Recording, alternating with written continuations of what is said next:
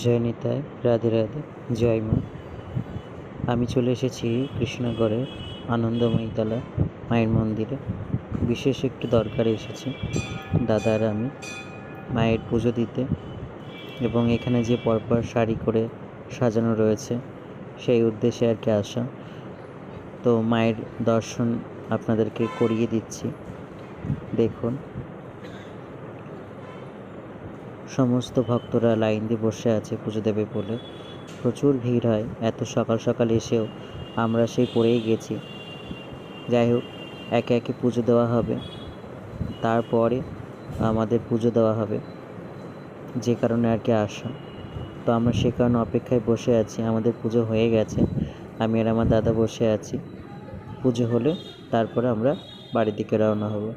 সবাই ভালো থাকবেন, মায়ের কাছে প্রার্থনা করি আমার সকল বন্ধুরা যেন সুস্থ থাকে।